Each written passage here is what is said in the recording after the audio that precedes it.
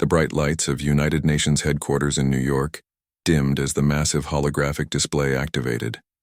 Ambassador Kim straightened his tie, trying to appear calm, despite the hammering of his heart.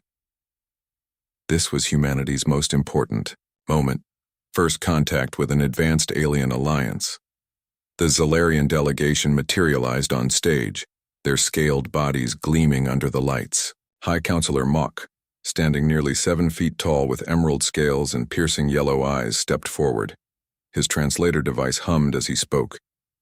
"People of Earth, the Galactic Concord welcomes you to the stars," Mok announced, spreading his 4-fingered hands. "Your world has finally reached the technological threshold for admission." Ambassador Kim bowed slightly. "We are honored by your presence and invitation, High Counselor." Behind Kim stood the Earth delegation, scientists, military officers, and political leaders from every major nation. Many appeared awestruck, others suspicious. The public announcement had come just days ago, after conquered ships appeared in orbit broadcasting peaceful intentions. Director Park watched from the side, her face revealing nothing. As head of Earth's intelligence division, she had been tracking anomalous signals for months before the aliens officially revealed themselves. Something about the Zalarians made her uneasy, though she couldn't pinpoint why. "The Concord consists of 17 advanced civilizations," Mok continued. "Each contributes uniquely to our shared prosperity. We have observed Earth for decades, waiting for the right moment to welcome you." Holographic images appeared, showing diverse alien species and magnificent worlds. The audience gasped at views of massive space stations and lush garden planets. "We offer technology, knowledge, and protection," Mok said. "In return, we ask only for friendship and cultural exchange." Ambassador Kim nodded. "Humanity has dreamed of this moment for centuries. We accept your offer with gratitude and hope." Though, treaty signing was broadcast globally. Citizens everywhere celebrated in streets and homes. Humanity had joined the galactic community. The future seemed limitless. 3 months later, Director Park sat in her underground office reviewing data. That troubled her. She called in her assistant. "Lee, look at these resource allocation reports from the Zalarians," she said, pointing to her screen. "They promised medical technology that could cure cancer, but we've received only basic treatments. Meanwhile, they've established mining operations on 6 continents." Lee frowned. "Maybe advanced technology takes time to integrate?" "Perhaps," Park replied. "But I've compared their technology transfer schedules with their mining output. They're taking far more than they're giving." The first Zalarian embassy had opened in Seoul. Ambassador Kim had been appointed Earth's representative to the Concord, spending most of his time off-planet at the massive Concord headquarters station. Earth scientists worked alongside alien counterparts, learning new physics and biology. But something felt wrong to Director Park. The Zalarians were charming, always smiling with their strange reptilian mouths, always promising greater wonders, soon.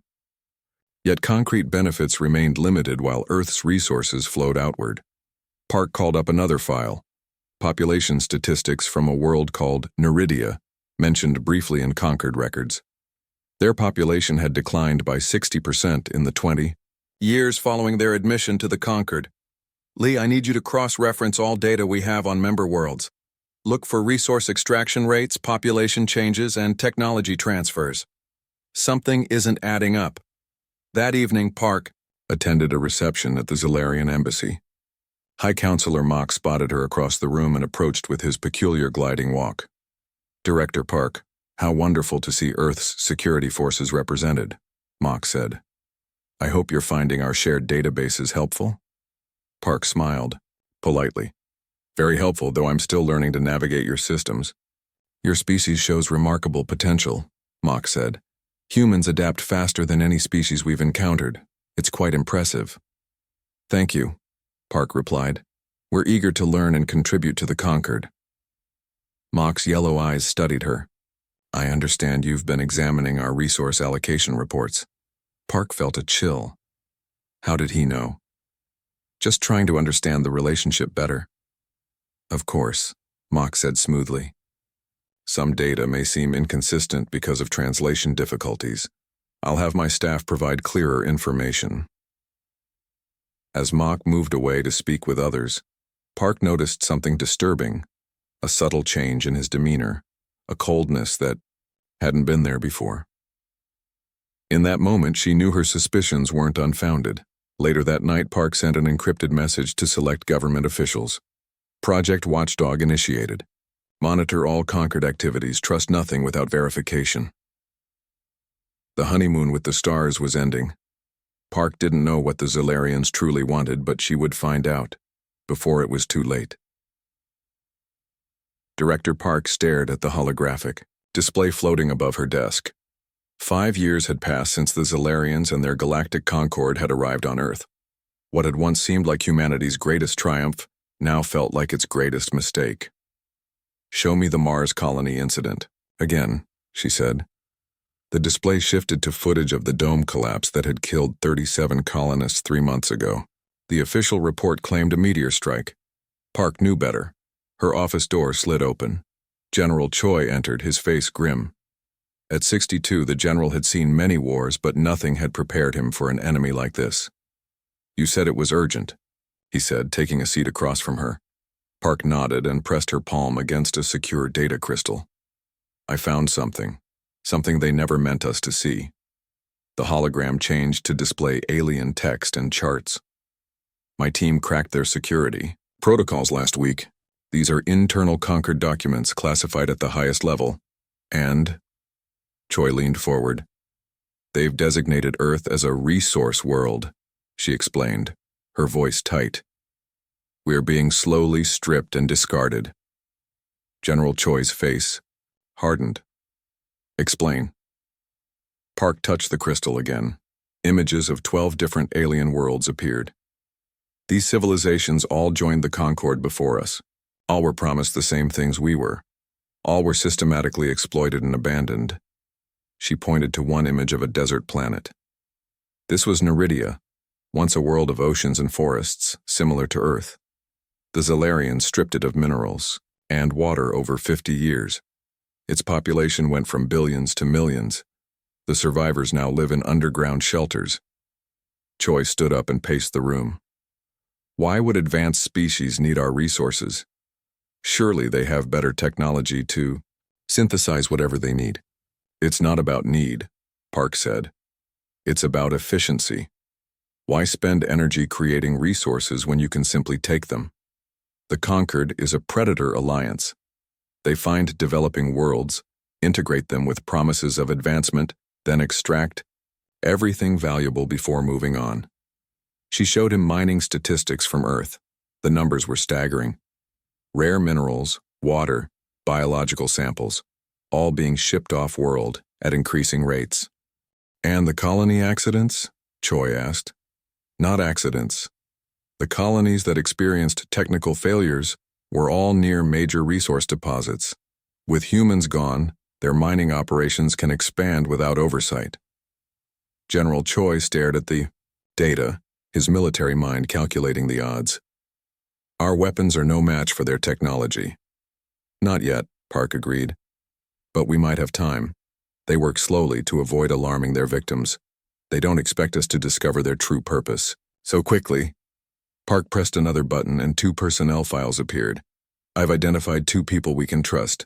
Captain Kang from Special Forces, he's worked undercover in 3 countries, and Dr. Bay, our leading xenobiologist. She's been studying Zolarian technology in their cultural exchange program." "What's your plan?" Choi asked. "We form a covert team. Gather evidence, find weaknesses, prepare countermeasures without alerting the Zolarians." 3 days later, Captain Kang sat in a nondescript apartment that served as their secret headquarters. Tall and lean, with quick eyes that missed nothing, he had spent the last year infiltrating the security teams at the Zolarian embassy. "Their personal shields have a 3-second recharge delay," he explained, demonstrating with a small device he had stolen. "If we ever need to fight them, that's our window." Dr. Bay nodded, making notes. Small and intense, she had earned the Zolarians' trust by appearing enthusiastic about their technology, Their ships use a form of quantum communication. I believe I can build a device to intercept their transmissions. Director Park spread a map across the table. We need to document their mining operations here, here, and here. The public thinks these are joint human-alien scientific outposts. A soft alert sounded from Kang's pocket. He checked his device and frowned. We have a problem. High Counselor Mach is returning to Earth tomorrow. Unscheduled visit. That's concerning, Park said. Something has changed their timeline. Dr. Bay opened her tablet. There's more bad news. Look at these atmospheric readings from the Europa colony. The screen showed alarming changes in the protective dome's composition. They're thinning the oxygen levels, she explained, slowly enough that humans won't notice until it's too late. In about 3 weeks, everyone there will suffocate. 200 people, Kang said quietly. Park's face was stone. We need to warn them without revealing what we know. How? General Choi asked. An anonymous maintenance alert, Dr. Bay suggested. I can route it through their own systems. As the others worked, Park stared out the window at the Zalarian ships hovering over the city. They glowed softly in the night sky, beautiful and terrible. Most humans still looked up with hope and wonder. They didn't see the predators circling their world. We're running out of time, she whispered to herself. They're moving faster than I expected. She turned back to her team. Whatever happened, these 3 people were now humanity's best hope for survival. The real war had begun, a secret war against an enemy most humans still believed were their saviors. The Amazon disaster happened without warning on a clear Tuesday morning. The Concord mining operation near Rio Negro had been extracting rare minerals for 3 years. Local officials had raised concerns about expanding excavations, but Zalarian supervisors always assured them their methods were safe. They were wrong. The ground collapsed, creating a sinkhole 5 miles wide. Toxic chemicals from the mining operation poured into the river system. Entire villages vanished in minutes. The death toll reached thousands within hours. Director Park received the news during a meeting with her covert team. Dr. Bay showed them satellite images of the devastation. This is different from their usual careful approach, Dr. Bay said. They're getting sloppy, or desperate. Captain Kang nodded. They've doubled security at all their facilities. Something big is happening. Park's secure phone buzzed. She read the message and her face went pale. We need to move now. Our listening device on their central communication hub just picked up something critical. The team gathered around as she played the intercepted transmission. The translation was rough, but clear enough. Timetable accelerated. Earth resistance potential higher than expected. Neutralization of defense systems to begin within 30 days. Prepare full harvesting protocols. 30 days, General Choi said quietly. That's all we have left. Park made a decision. We take this to the Security Council now. We have enough evidence. The Zalarians will deny everything, Kang warned. Let them try, Park replied. We've downloaded their own classified files. They can't deny their own words.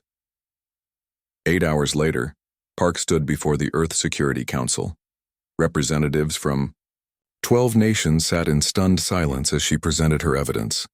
Ambassador Kim, recently returned from the Concord station, looked physically ill. I've trusted them, he whispered. We all have. The council voted unanimously to confront the Zalarians directly. High Counselor Mach was summoned to answer the allegations. No one expected him to simply admit everything.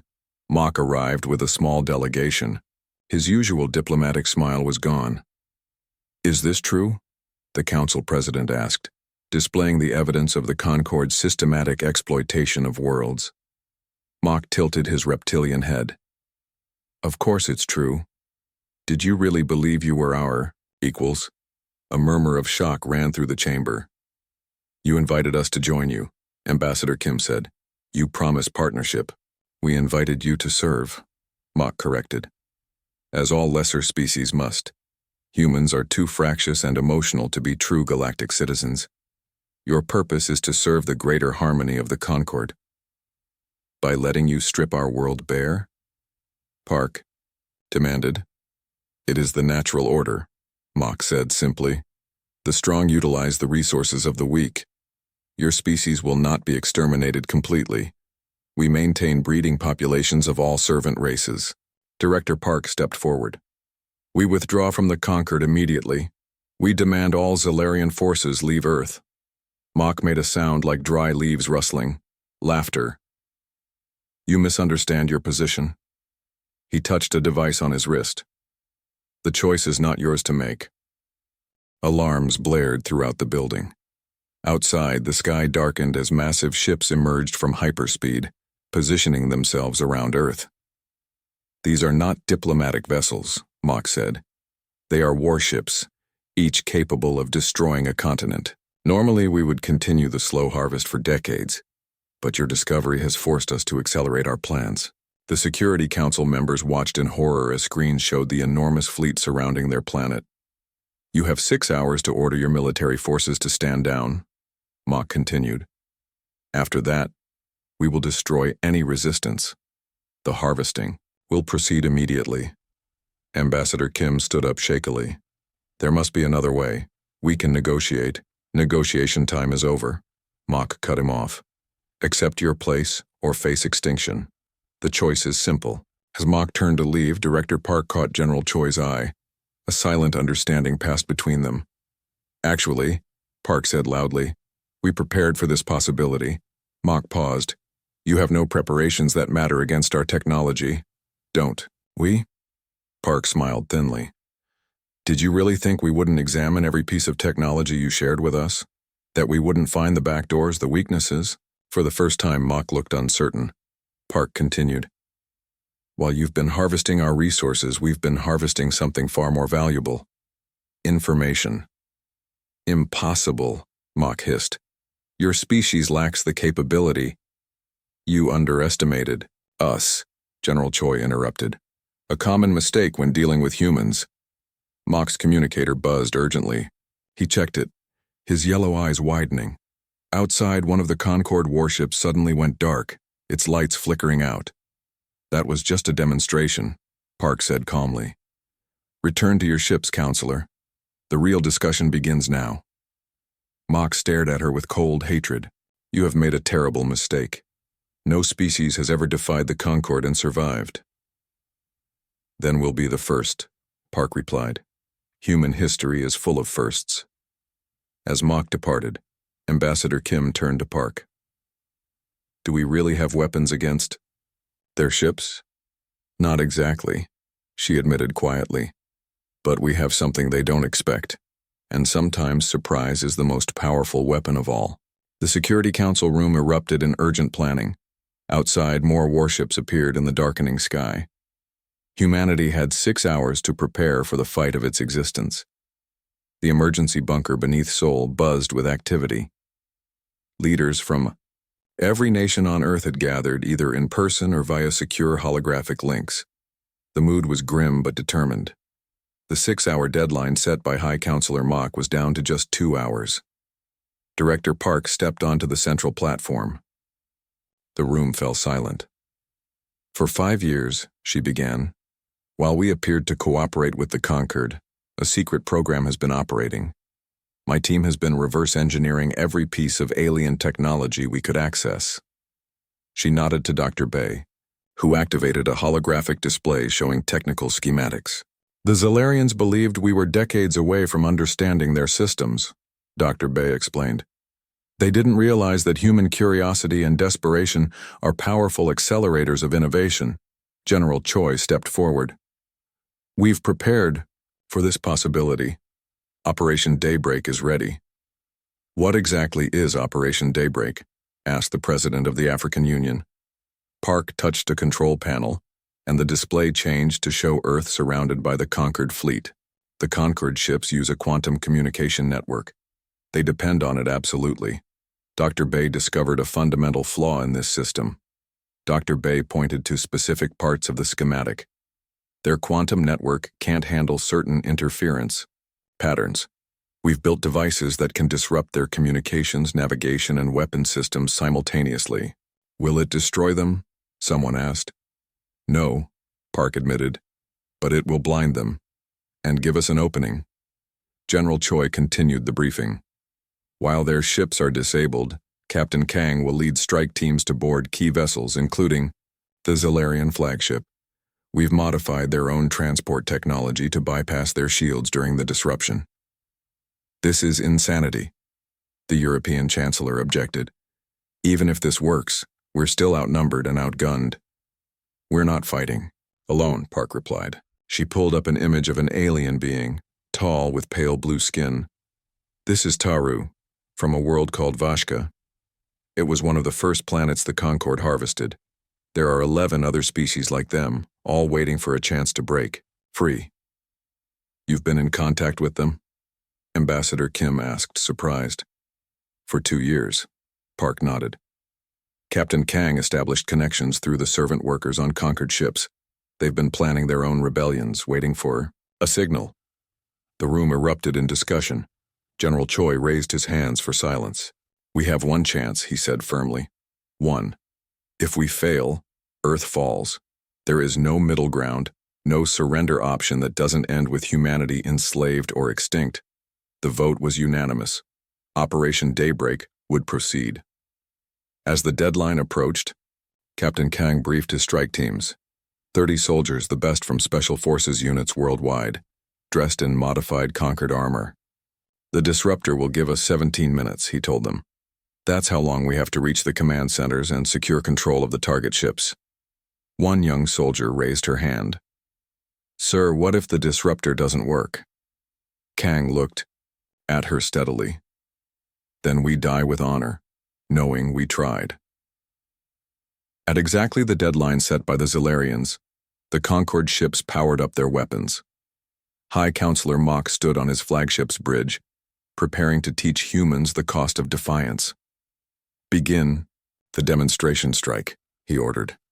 Target their military headquarters in this region. Before the order could be executed, Dr. Bay activated the quantum disruptor from her position in a hardened bunker. The effect was immediate.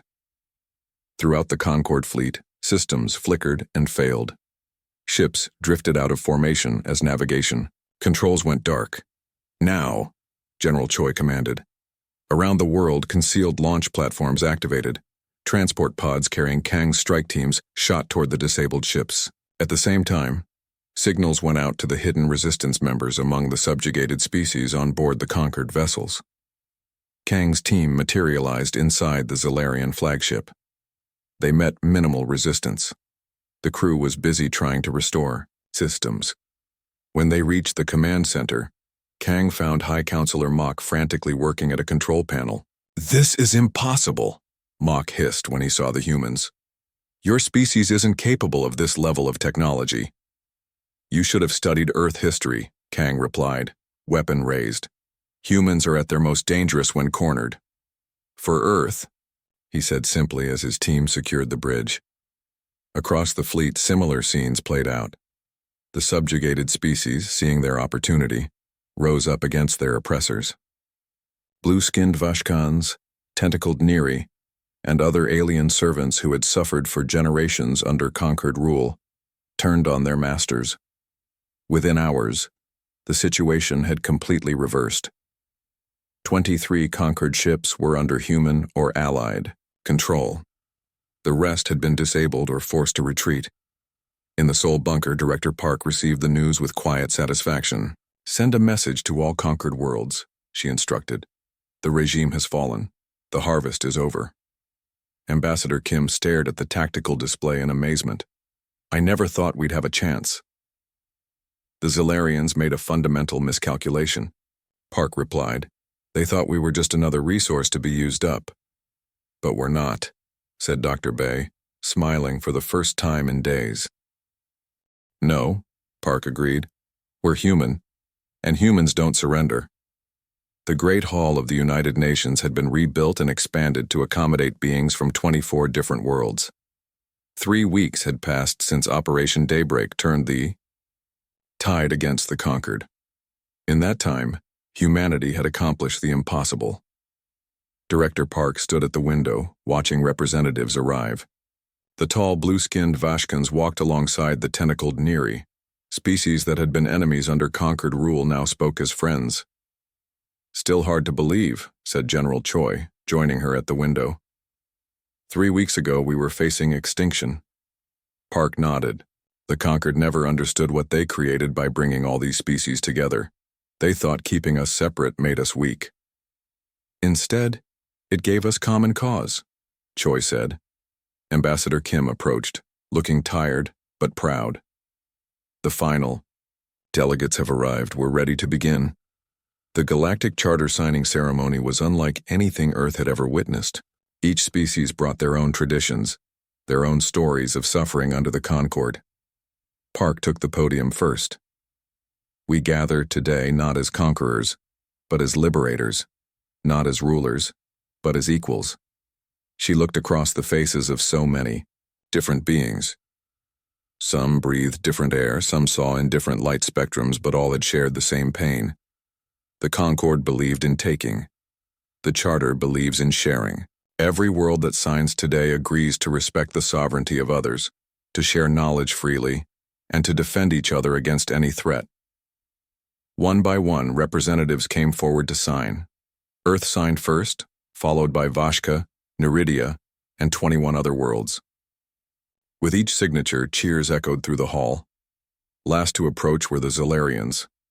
Their delegation looked nothing like the proud conquerors of weeks before. Their scales were dull, their posture submissive. The new Zolarian council head, Tez, stood before Park. "We request mercy," Tez said softly. "Our people face extinction without access to necessary resources." The room fell silent. Many delegates had called for the Zolarians to be punished severely for their centuries of exploitation. Park studied the alien before her. "Betrayal has consequences," she stated simply. "But unlike you, we don't exterminate species." She turned to address the entire assembly. "The Charter will provide the Zolarians with basic needs. They will live, restricted to their homeworld until they learn cooperation isn't optional." Tez bowed deeply.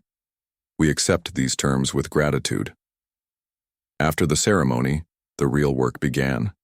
Captain Kang led security forces to dismantle remaining Concord military installations. Dr. Bay coordinated technology-sharing programs, ensuring no species could hoard advanced knowledge again. 1 month after the charter signing, Park stood on the observation deck of Earth's new orbital command station. Below her, the blue sphere of Earth turned peacefully. Above, ships from a dozen worlds moved in careful traffic patterns. "Director Park," called a voice behind her. "Or should I say Marshal Park now?" She turned to see Ambassador Kim approaching. Her new title, Galactic Marshal, still felt strange. "Just Park is fine," she said with a small smile. "The memorial is ready," Kim told her. "Would you like to see it?" Together they walked to the center of the station where a solemn monument had been constructed. A holographic display showed 12 worlds, planets that had been completely stripped by the Concord, their populations wiped out. "We should never forget what nearly happened," Park said quietly. "The Neri delegation told me something interesting yesterday," Kim mentioned. "Word is spreading through previously unexplored regions of space. Species are calling us the Defender race." Park raised an eyebrow. "That sounds like a heavy responsibility." "It is," Kim agreed, "but perhaps one we're suited for." The Conquered fell because they couldn't imagine being defeated by lesser beings. They never understood that diversity creates strength, not weakness. Park touched the memorial gently. "We came close to becoming just another extinct civilization," she reflected. "Instead, we became the guardians of a new galactic order." That evening, representatives from all charter worlds gathered for a celebration. Species that had been enemies now shared food, music, and stories. Captain Kang found himself teaching Vashkan children how to play soccer. Dr. Bai discussed medicine with Neri healers. As the celebration continued, Park stepped away briefly to look at the stars. Somewhere out there, other civilizations continued to develop unaware of the wider galaxy. Some might one day join the Charter, others might pose new threats. Whatever came, humanity would be ready. The galaxy had learned an important lesson. When humans unite against a common threat, they become the most dangerous species in known space. And now, humanity had friends among the stars. The end.